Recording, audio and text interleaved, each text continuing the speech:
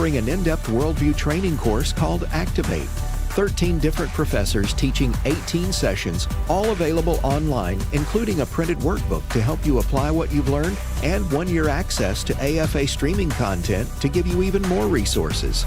Find out more about Activate and sign up today at activate.afa.net.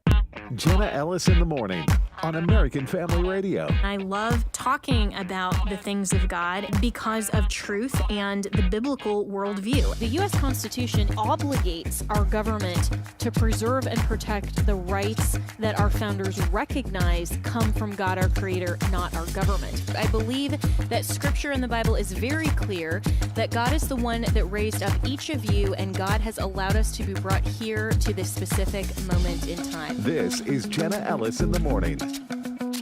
Good morning. It is Wednesday, September 3rd, and free speech in the world online, but especially in the United Kingdom, is reaching a crisis point, and we need to pay attention to this because it may eventually reach our shores and more rapidly escalating, I think, than what we would like to think, because yes, we have the First Amendment here, but when there are concerns that of free speech online and bills and legislation that will be passed under a pretext of, whether it's protecting kids online or whatever the pretext is, when it enables the government to arrest and punish you for viewpoints that they don't prefer online. That is something that we absolutely should not tolerate. And the UK is giving us right now a very cautionary tale.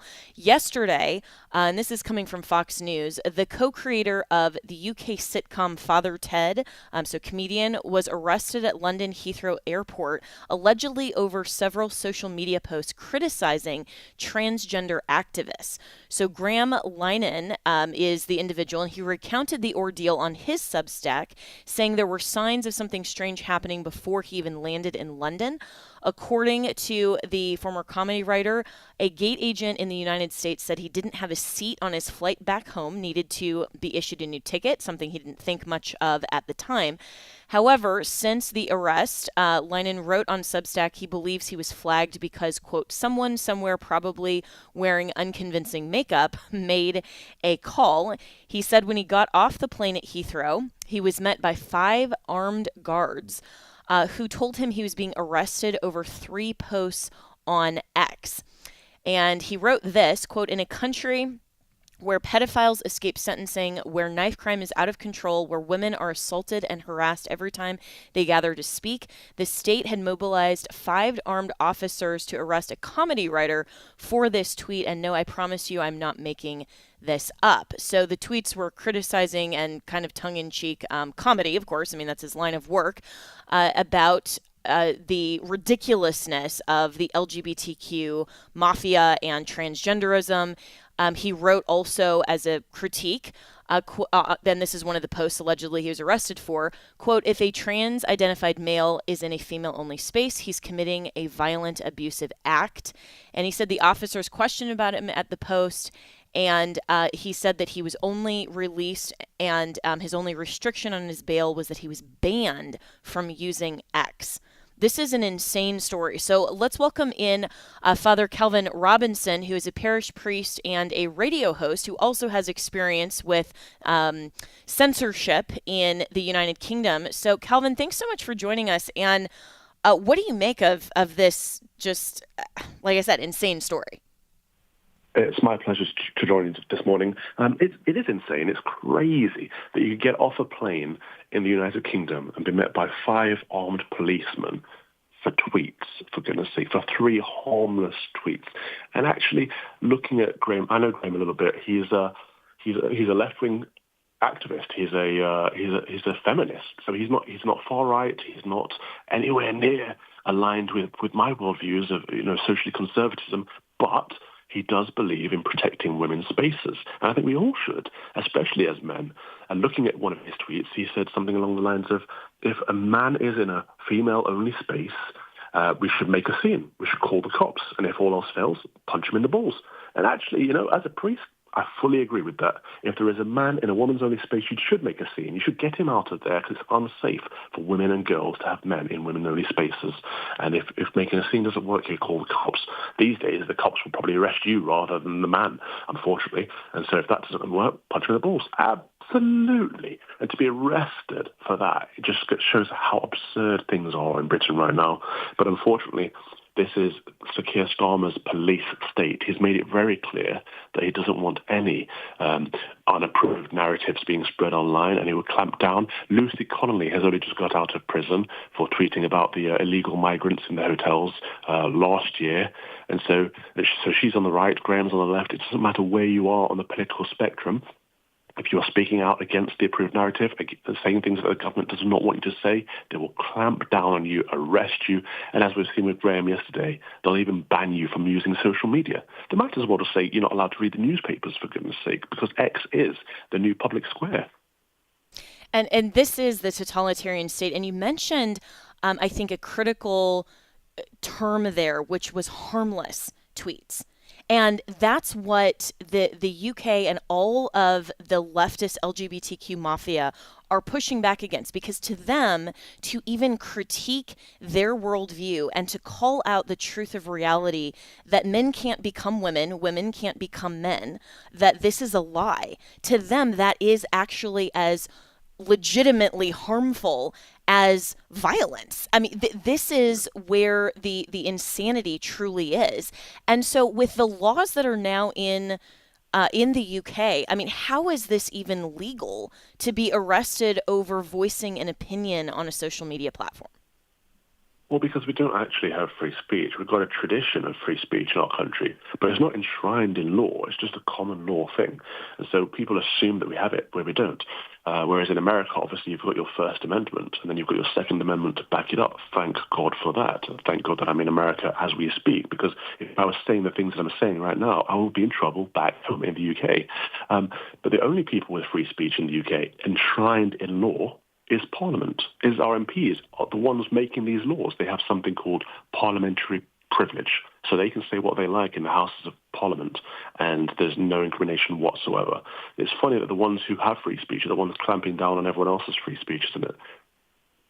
Yeah, and isn't that always how it works? Where the type of government, I mean, when it is totalitarian like this, and when it's the elitists who want to do what they want to do, but they don't want freedom for everyone, that's always how it is. I mean, we see that even reflected in our own American politicians, unfortunately, as well. And so this is a cautionary tale, because the United States now, and for regular listeners, they know this topic. We've been talking about this even a few weeks ago, and continuing, that there is legislation pending currently, even in a number of states and before the U.S. Congress, that under a pretext of protecting kids online, or some other pretext, that the real goal is viewpoint discrimination and censorship of online speech. And so from your perspective, seeing this in the UK, now here in the United States, where thankfully we do have this freedom enshrined in law, what should America understand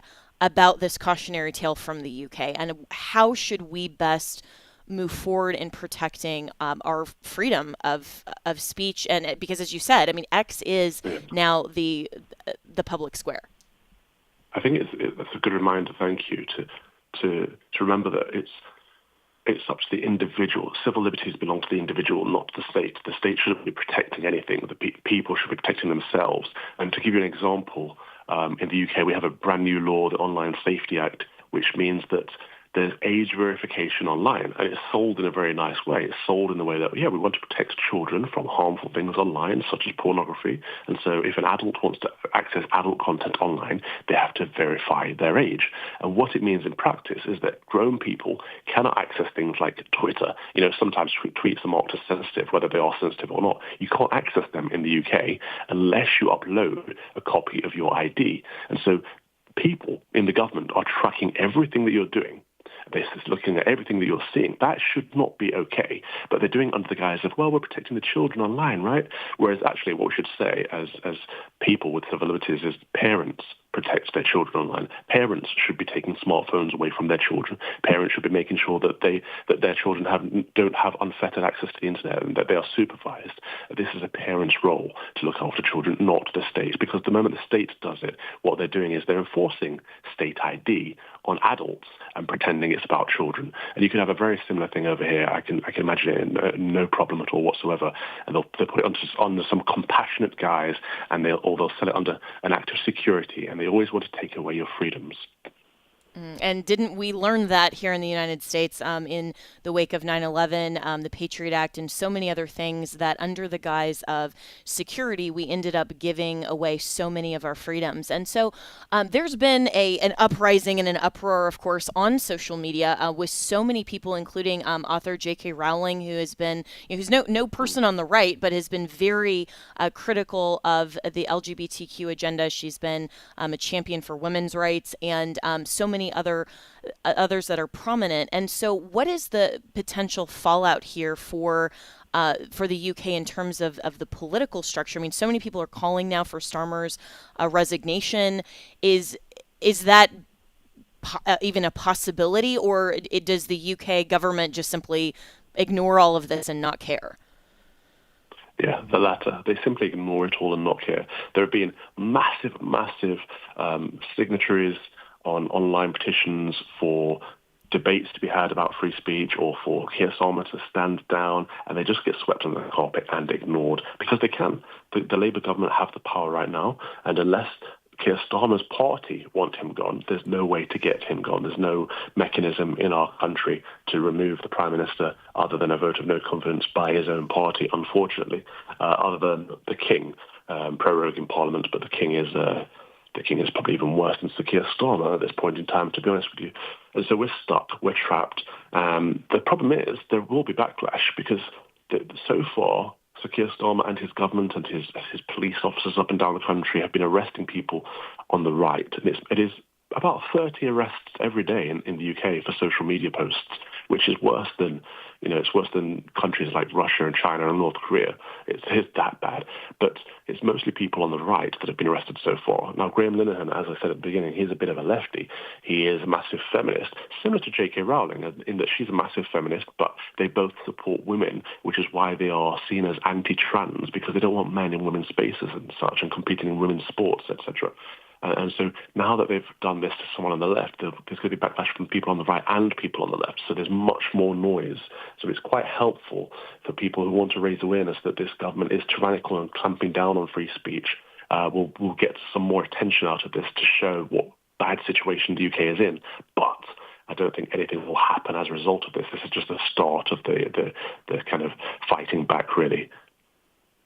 Which is a terrible outcome. And at least, though, people are raising their voices. And I'm speaking with Calvin Robinson, who's a parish priest and a radio host and formerly on British media. And you had your own experience with cancellation, essentially. And this story, though, just reminds us how absolutely insane the world has become to think that expressing the truth and an opinion, of course, but our opinions can echo the truth, that men cannot become women and women cannot become men is somehow as harmful as other types of criminal activity and harassment and acts of violence and other things that people should be arrested for. And as a Christian, what does that tell you about the state of the world?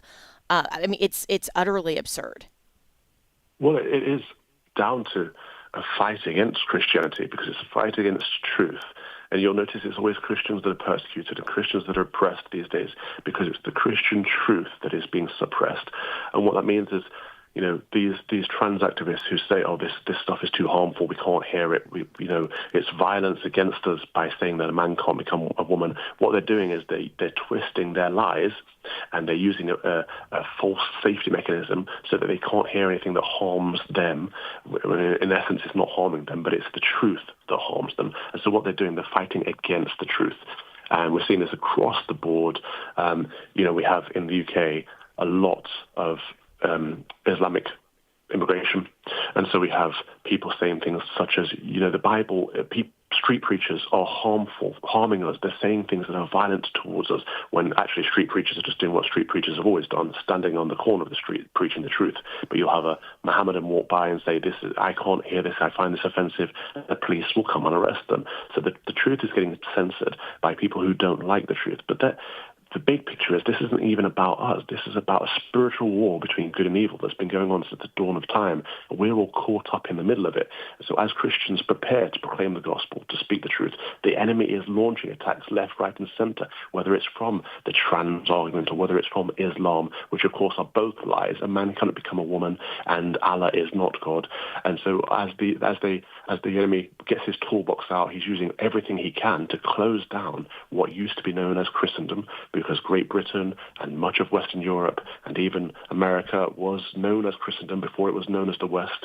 And we need to reclaim that. We need to return to prayer, return to Jesus Christ, and then we'll hopefully see a return to common sense in much of these lands.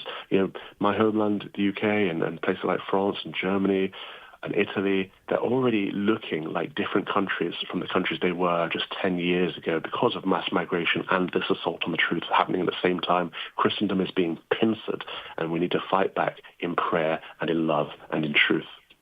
Well said. Amen to that. And we have to take a break here, but Calvin Robinson, I so appreciate your dedication to standing up for the truth and understanding the truth of God and why it matters first, so that when we get these types of assaults on truth and when our law doesn't reflect the biblical admonition and mandate to the government to promote good and restrain evil and to protect and preserve the rights that God gives us, we can understand where these attacks are coming from, and we can stand for the truth and hopefully ensure that at least here in the United States, we won't reflect anything like Britain. So we'll be right back with more here on Jenna Ellis in the Morning.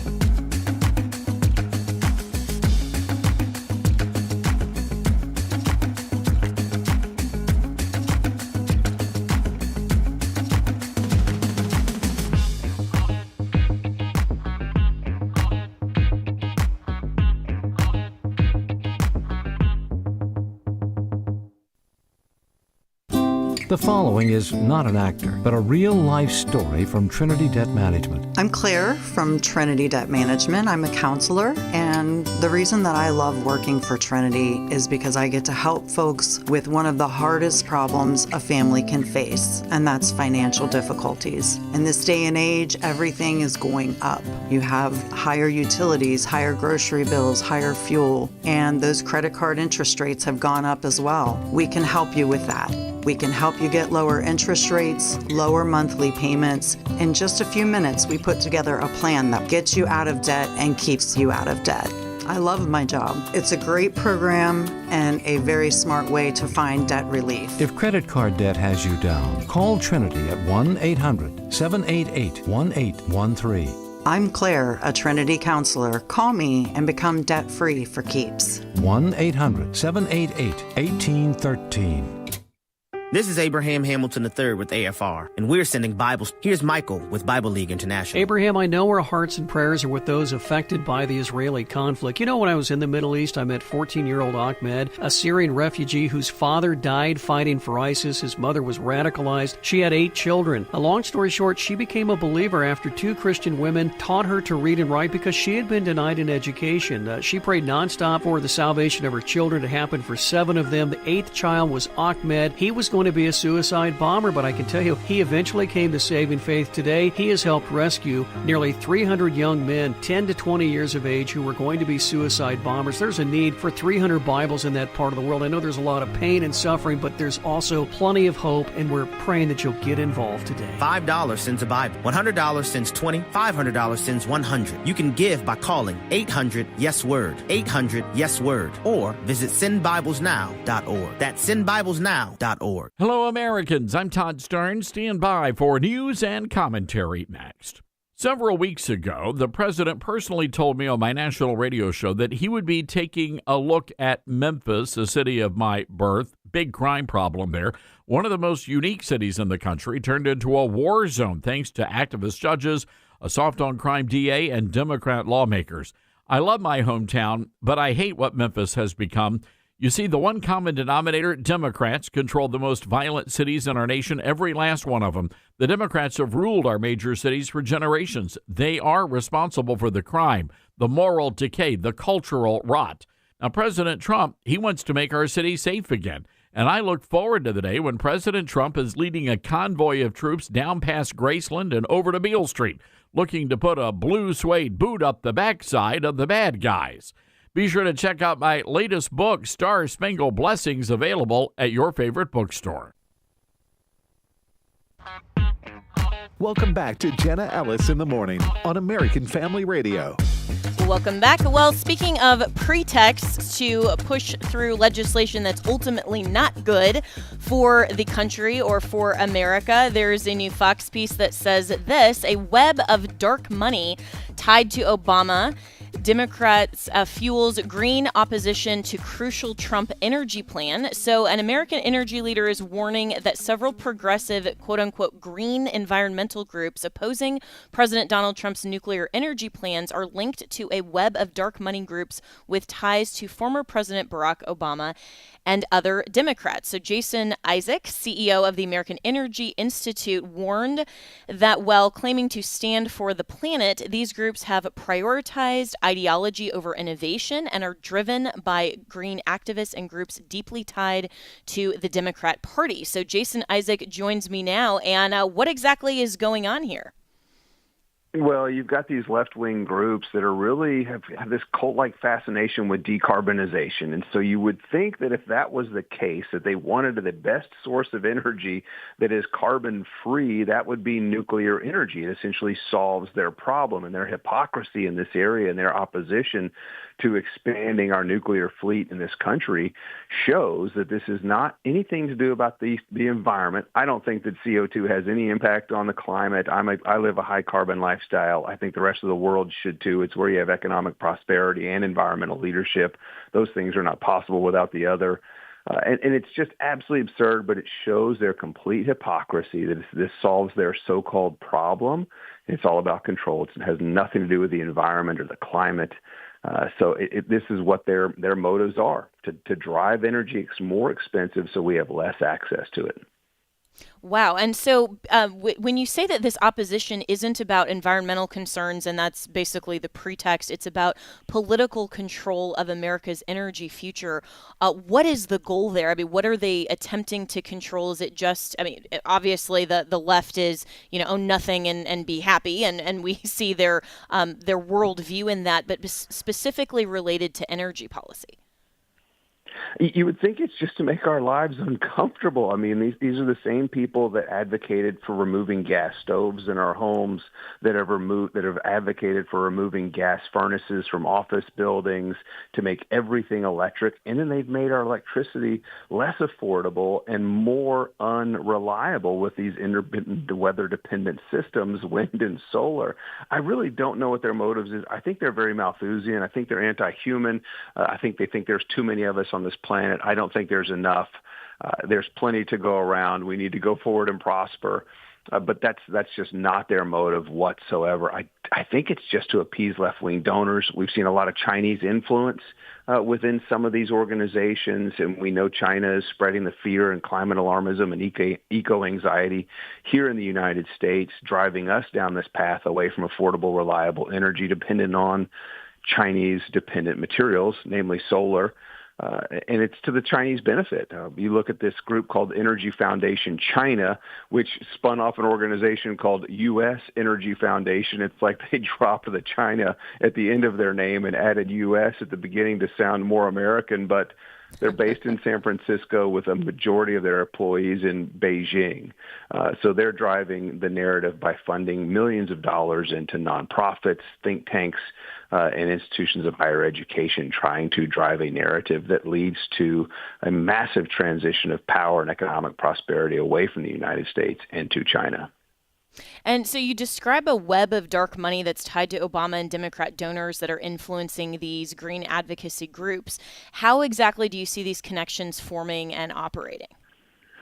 Well, I talk about Energy Foundation China and how there are millions of dollars going into these organizations. There are other groups like Ceres in Boston, which is headed by a former Obama administration official, Mindy Lubber. There's the Arabella Network, which just in the last couple of days, the National Academy of Sciences came out and said that they're going to investigate this report that the Secretary of Energy released about climate that does what it's supposed to do and says that man doesn't have that much of an impact on the climate. We're actually world leaders in environmental protection in this country. But it's interesting because during COVID, the National Academies of Science refused to investigate the origins of COVID because they didn't have a request from the federal government. But now their dark money connections are going to investigate this climate report and try to debunk it, which is going to be impossible. So there's been no request from the federal government for them to do that. They're just controlled by left-wing organizations, and the person that's going to be leading this effort within Arabella is connected to the Arabella dark money network of the Democrat machine. Wow. And dark money, by definition, lacks transparency. And I'm speaking with Jason Isaac, who is the CEO of the American Energy Institute. And so what tools or legislative, regulatory, or otherwise would we need to expose these true sources? I mean, your group is doing a great job. I mean, you just published this expose on the Obama era officials. But what additional tools do we need to basically expose this and their true agenda? Well, we need to see if there's foreign influence, because if there is foreign influence, and we need to confirm the foreign influence and make sure that these people are registering as foreign advocates, because that's a requirement in law. And so I'm grateful that Senator Ted Cruz from Texas held a hearing a few weeks ago about groups like the Environmental Law Institute, who has a climate judiciary project where since 2018, they have been going around and tainting judges around the United States with these lavish junkets and then training them on so-called questionable, debatable, highly debatable so-called climate science. I mean, it's completely fictitious information that they're sharing with these judges, trying to drive a result before cases even make it before their courts. Fortunately, even some Democrat-appointed judges have dismissed these cases this year. I think 5 or 6 cases have been dismissed on their merits where cities and other municipalities are suing energy companies. So I think exposing it. And just last week, 23 state attorneys general sent a letter to the EPA Administrator Lee Zeldin. It was led by Montana's Attorney General Knudsen, who sent a letter exposing how the EPA is giving grants to groups like the Environmental Law Institute that does the Climate Judiciary Project. So a lot of it is dark money, but some of it's actually very transparent. We found out through the DOJ process, and now we're finding out that EPA is giving grants. So they're trying to get those grants pulled back. In 2023, the Environmental Law Institute, 13% of their budget came from taxpayers, and they're using that money against the best interests of taxpayers, driving up the cost of energy.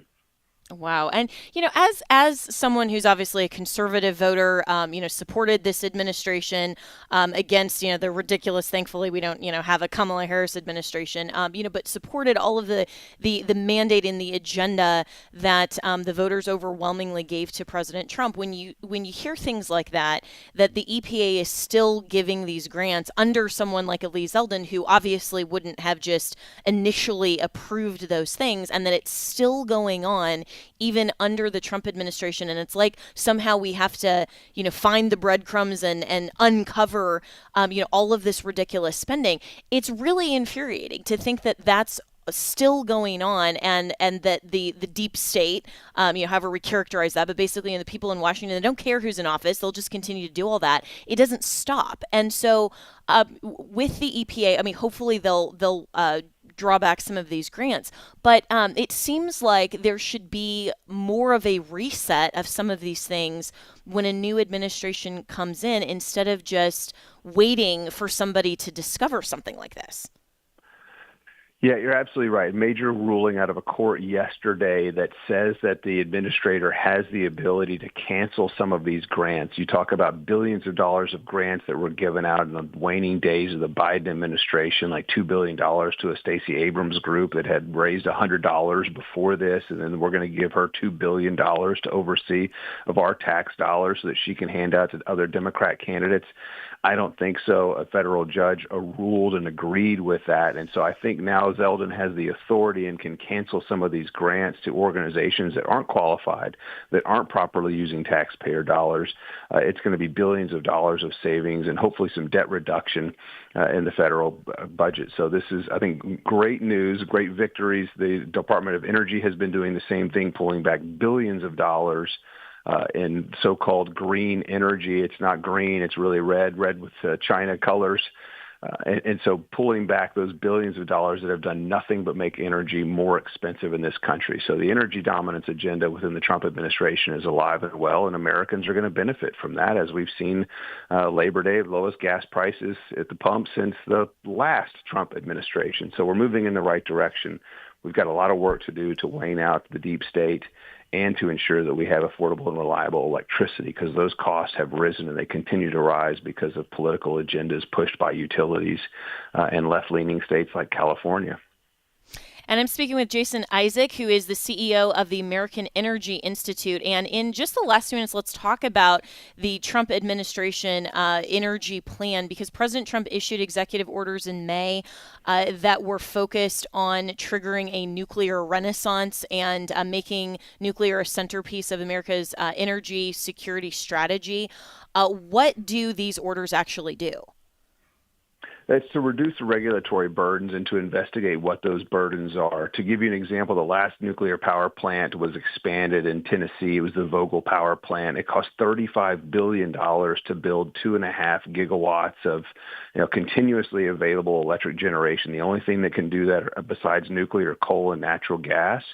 And to build the equivalent amount of electricity and natural gas is $2 billion. So $2 billion or $35 billion. We've got to reduce the regulatory burdens that are driving up the cost of nuclear, because nuclear is the safest, most densest form of electric generation on the planet, and we need a lot more of it. And other countries that are competing with us have been expanding their nuclear fleet. They've been expanding their coal fleet. China, for example, builds 2 coal-fired power plants every single week. I wish they would use the same pollution control technology that we do that's made us world leaders in clean air in this country. They don't care about environmental protection. They don't care about human rights, as we've seen.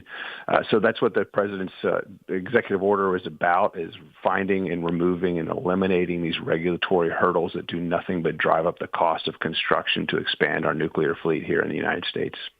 Wow. And so for our listeners who want to stay informed on this or the developments in Washington or even globally, what should we be paying closest attention to in the next few months, and how can we best hold policymakers accountable for this when, there is some transparency, but, not enough, in my opinion? Yeah, and I think Secretary Wright is probably one of the best people in the administration on energy. He's the first person with actual energy experience, having studied nuclear at MIT and then going on to lead an oil and gas hydraulic fracturing company in Denver called Liberty Energy. He's really, I think, our best messenger in the administration on this. So I would give Secretary Wright a follow on X and stay in contact with what he's working on. And then from our local levels, don't let politicians at the local levels, like we're seeing done around the country, give crazy tax abatements for foreign dependent energy sources like wind, solar, and these battery energy storage systems that are called BESS. We certainly don't need to be giving away tax dollars and tax advantages to these things that just make electricity more expensive. And we need to level the market. I represent energy companies around the country, oil, gas, coal, nuclear, that completely reject political agendas and want to eliminate subsidies across the board, subsidies for carbon capture, subsidies for wind and solar electric generation. We've got to completely eliminate those if we're going to continue with this energy dominance agenda, and it's going to be successful. The only way it's successful is by eliminating the subsidies, and that's one thing that we need to do. Amazing. Well, thank you so much, Jason Isaac. And you can also follow him on X at Isaac4Energy. I'd encourage you to do that as well. And we need to be paying attention to these issues because while, so much of the conversation is a lot, and it should be about, social issues, some of these other things that we're paying a lot of attention to regularly, obviously pro-life and issues of the family. These are things also that absolutely impact us. They impact our rights, how our government is shaping policy, and how we have foreign influence in our country that we really shouldn't have. So I really appreciate Jason Isaac for calling attention to this, and we'll be right back with more here on Jenna Ellis in the Morning.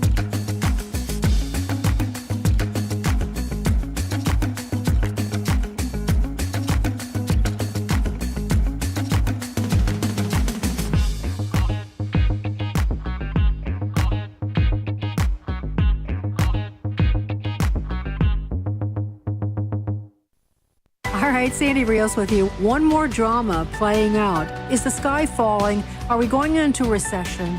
Are you going to lose all of your 401k? Are you going to lose your job? Are you going to be able to afford groceries? People better be training their kids, getting back into church, Sunday school, reading the Bible. That revolution will save this country. We've had a political revolution. Now we need a spiritual revolution. Sandy Rios on Sandy Rios 24/7. Listen on the podcast page at afr.net. The Middle East, that's one part of the world we need to pay attention to, especially the country of Israel.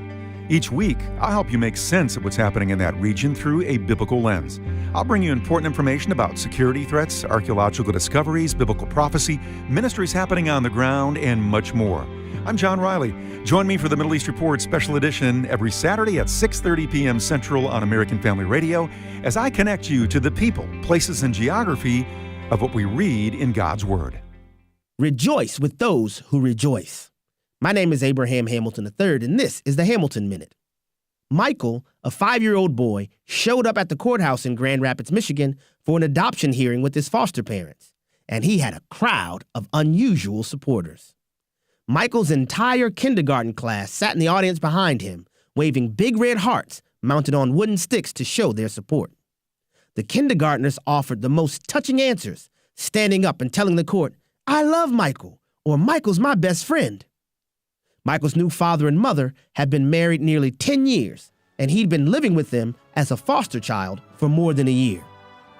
Adoption truly is at the heart of the gospel. Listen each weekday from 5 to 6 p.m. Central for the Hamilton Corner, or visit the podcast page at afr.net for more from Abraham Hamilton III, Public Policy Analyst for the American Family Association. Have you ever wanted to take a boat ride on the Sea of Galilee? Raise your hand. Yeah, but in order to do that, you have to actually go to the Sea of Galilee. Hello, this is Tim Wildman, President of American Family Association and American Family Radio. We are going to Israel and to the Sea of Galilee, the Jordan River, where we'll have a baptismal service. We're going to the Dead Sea. We're going to Jerusalem and Bethlehem and Nazareth. A lot of the places you read about in the Bible your whole life, we're going to be seeing on our annual trip of Israel, the Holy Land. If you want more information on our tour, go to wildmangroup.com, WILDMON group.com. We also have information there about the Footsteps of Paul Greece tour that's back-to-back with the Israel tour, so it's also in March of 2026. We look forward to seeing you on one of our tours. Welcome back to Jenna Ellis in the Morning on American Family Radio. With the rise of artificial intelligence and tools like ChatGPT comes some really interesting questions and prompts, because more and more people are substituting AI tools not just for fact-based information like you would look up in an encyclopedia or a history book, but actually asking for analysis and opinion-driven content. And so it's replacing a lot of the analysis with certain prompts that we provide. And interestingly, my friend Daryl Harrison, who is the co-host of the Just Thinking podcast, which if you are brave enough to wade into the about 3.5 hours of each of those podcasts that drop about monthly, you really should. It's excellent theology. But next week on September 8th, they're going to be releasing an episode called AI and the Gospel. And I was talking to Daryl yesterday, and he said that the thesis that he's going to argue is that artificial intelligence is not really artificial because it is inherently dependent. And nothing that is dependent by definition can be artificial, or at least not in the sense that it's autonomous, which is how a lot of people view AI. They view ChatGPT almost like it's personified, as if you're sitting having a conversation like you would if you called into this radio show and I responded. I'm a human being, not artificial intelligence. And so you would be having a live conversation with a person who comes with a set of basic assumptions, who has opinions, who has biases, who has obviously a Christian worldview. And AI, while not autonomous at all, obviously, is not artificial in the sense that that it is without bias, because human beings are at the foundation of programming. So this is just a tool, but so many people are using it as if they're talking to an autonomous human being and getting analysis, but they think that somehow AI is all-knowing. And so instead of being as skeptical as you might be with a person you're having a conversation with, unless you trusted them as an expert, which, of course, is very concerning in the year 2025 when we look at trust the science, all of that. You have to approach this with a level of skepticism. So all of that said, there are a lot of very interesting prompts that people have given to ChatGPT. And I saw this post on Instagram, and I'm going to read it, and then I'm going to welcome in our guest to talk about this further. This was a very fascinating prompt that went viral on Instagram. So ChatGPT, here's the prompt. If you were a human, non-biased, facts-loving, and into science, would you believe in God? Answer with a simple yes or no. ChatGPT responds, yes.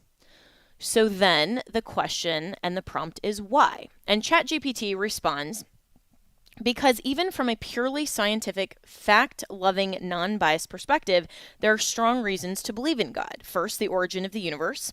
The universe had a beginning, the Big Bang, right? So already off the bat, ChatGPT is a little bit in error there, not going according to Genesis, but we'll continue.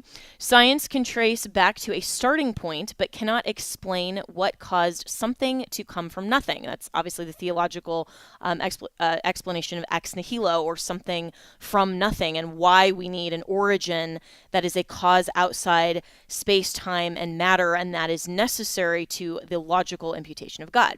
But moving on. 2, this is ChatGPT, fine-tuning of nature. The constants of physics, like gravity or the electromagnetic force, are set at values so precise, even a tiny shift would make stars, planets, or life impossible. The odds of this happening by random chance are astronomically low.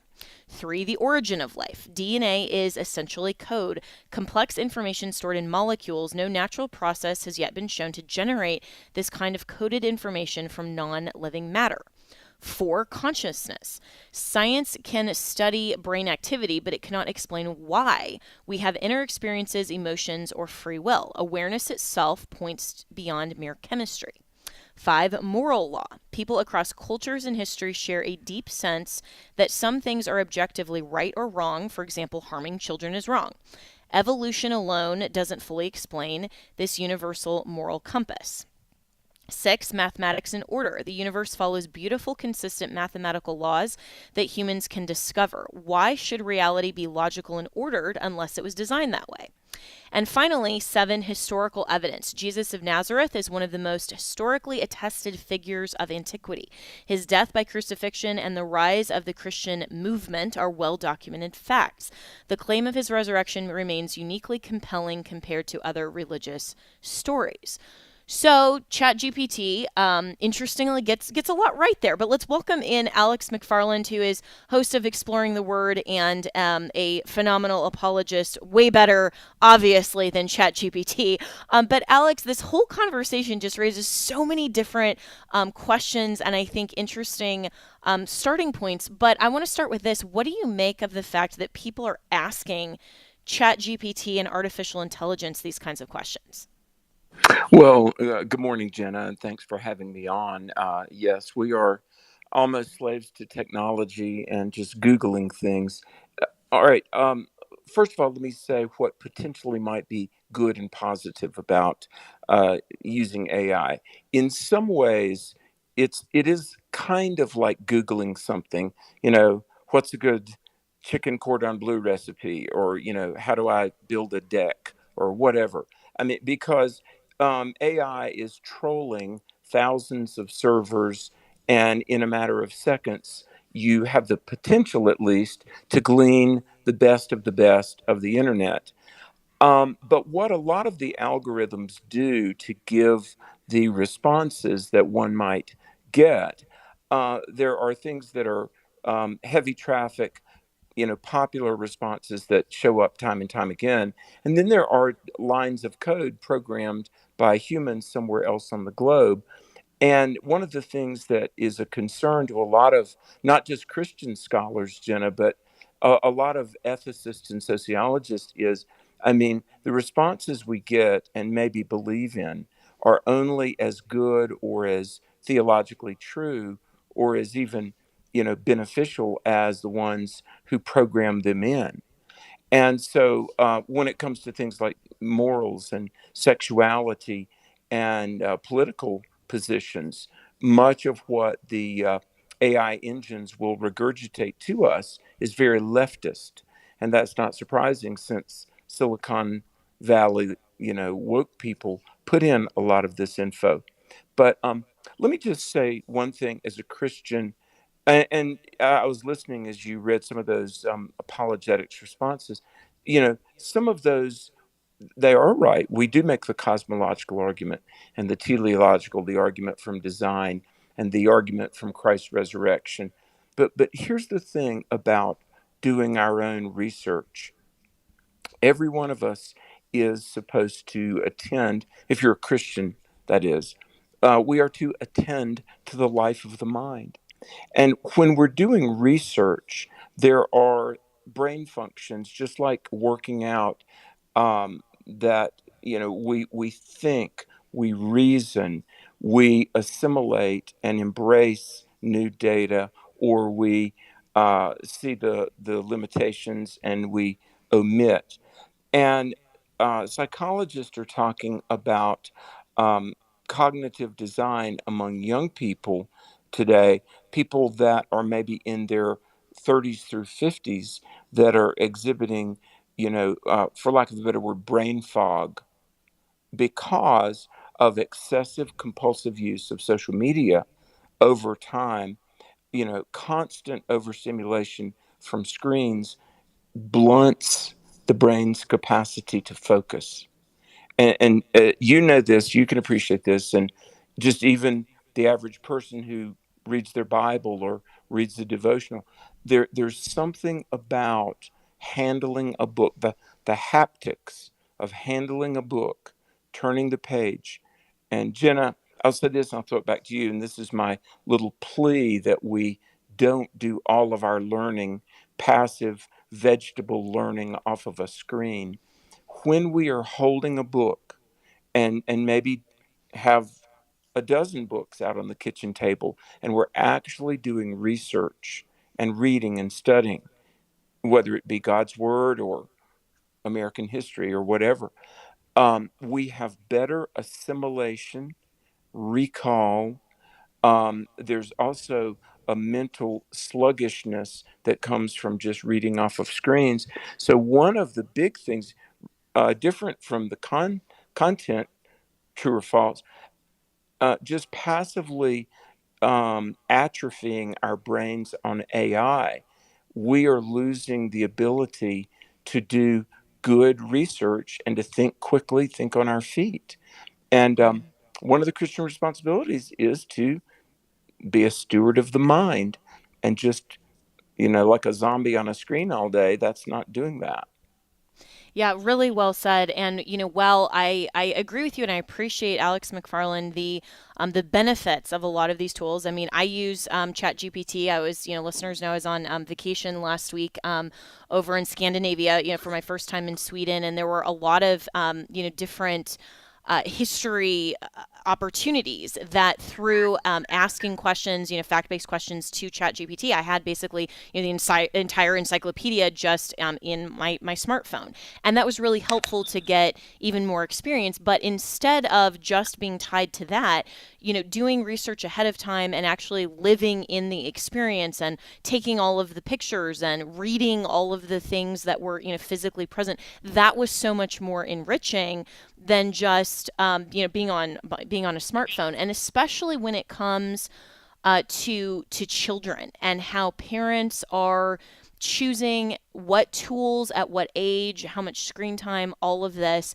My mom was just telling me yesterday that my brother, who has four young children, they are getting the physical set of the Old World Book Encyclopedia, which everybody has gone online now. But the purpose for that is to say we want to look up things in physical books, and they homeschool.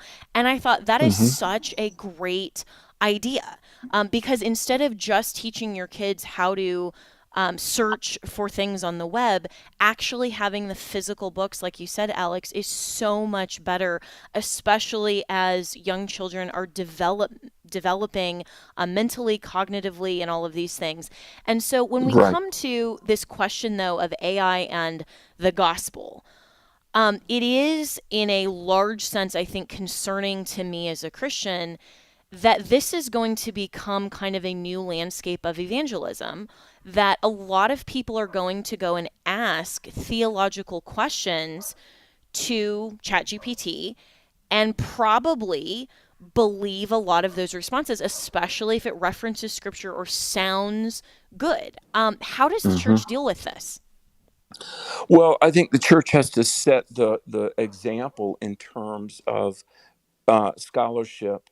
And I will tell you, as much as I love the church, and Jenna, I mean, I'm on the road. I'm in a pulpit somewhere literally every Sunday of the year. And since the seeker-sensitive movements, 30, 35 years ago, the church, not all, there's certainly been great exceptions. Like I think about people like the late, great John MacArthur. But many a church is just serving up pablum, both in Sunday school and the 11 a.m. worship service. And so and by the way, moms and dads, I know lots of homeschool families, and I mean, there are a lot of families where, I think the kids are 12 or 13 before they even become aware that internet and, tablets and smart devices exist. Because, I will say this, I feel very fortunate being raised by a mother and dad that they forced us to read and learn. And by the time I got to a very liberal University of North Carolina at Greensboro, UNCG, I already had an extensive baseline knowledge that, Jenna, the hyper liberal, Reagan hating, woke professors I sat under in the late 1980s, I had a baseline of knowledge that I brought to the table that kept me on track, and I was not susceptible to the woke indoctrination that was my undergrad degree. Now, here's my point. The church needs to set the example, and in the home, Christian parents, we are to be lifelong learners. We just are, because Christianity is uniquely a religion. I know it's not a religion, it's a relationship. But Christianity is a faith system of propositional truth claims. Jesus is the Son of God. Jesus did rise from the dead. Christ is coming back. The Bible is God's holy word. And so we've got to, I think it's both and, not either or. Yes, we have devices, and yes, we spend some time researching things on the internet. But folks, as an individual disciple, every day We are to get in the Word. I'm holding my little Bible now, the Bible I bought in Tupelo, Mississippi. And there's just something about handling a physical book, especially God's book, and reading it. And electronic devices will never be the substitute for the written Word of God. Amen to that. Absolutely. And I'm guilty of sometimes just taking my Bible app into church instead of that physical copy. And I have a John MacArthur study Bible that is just a treasure because it was signed by him and given to me when I first represented him in that fight against LA County. And it's one of a treasured copy of the Word of God. And I need to take that admonition and be more in the actual physical Word of God than just on my app. But Alex McFarland, we're already out of time. I could talk to you about this for so much longer. We'll have to do it again soon, my friend. And as always, for listeners, you can reach me and my team, Jenna at afr.net.